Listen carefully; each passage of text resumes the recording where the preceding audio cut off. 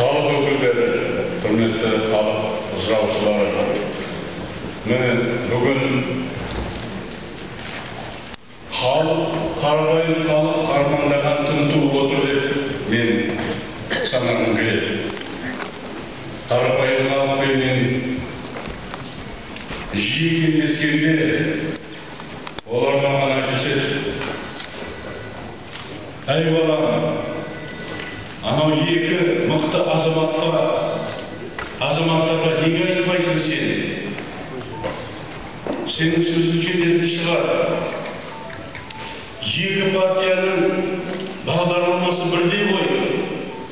Екеуінің соншама көкіректері неге келіспей жүр? Екі партия біріксе, бүкіл қазақ бірлікті деп ойлауға болады. Сондай сөз болды.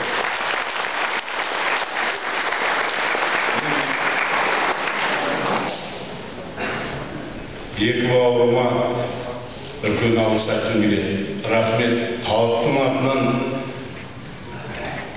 сөйлей аламын ба, сөйлей алмаймын ба, оған маған құқық берілмейді ме білмеймін, бірақ үлкен ақсақалдар осыны жеткізген үшін мен екеуіне үлкен рахмет айтқым келеді.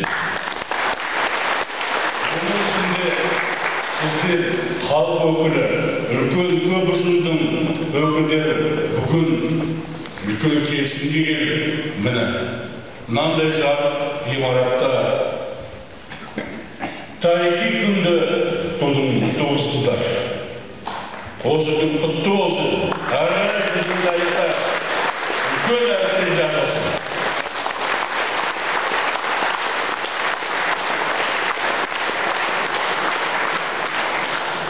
Уважаемые делегаты, уважаемые представители народа, те, кто сейчас обездолены, те, кто без крыши, те, кто без работы, те, кто ждут помощи. И я думаю, что сегодня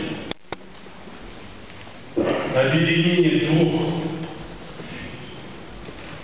ведущих партий, оппозиционных партий Казахстана дает свет тем людям, о которых я сегодня перечислил, дает надежду, что в Казахстане есть люди, есть партия, которая думает о них, которая будет заботиться о них и которая будет говорить их словами с теми, кто сейчас находится у власти.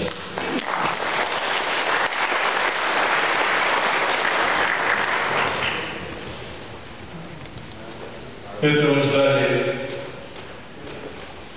все, кто находится в деревне, все, кто находится сейчас за пределами ворот предприятий, все, кто остались без крыши. Они ждали, когда две партии, ведущие оппозиционные партии, наконец объединятся, ведь они, их программа, этих партий в разрозненном виде, ведь схожи. Они говорят от имени народа, они говорят за народ. Так почему же они оказались не в общем котле? И сегодня я поздравляю вас с объединением. И я долго ждал этого момента. Это была моя мечта, давнишняя моя мечта. Когда же наконец появится народная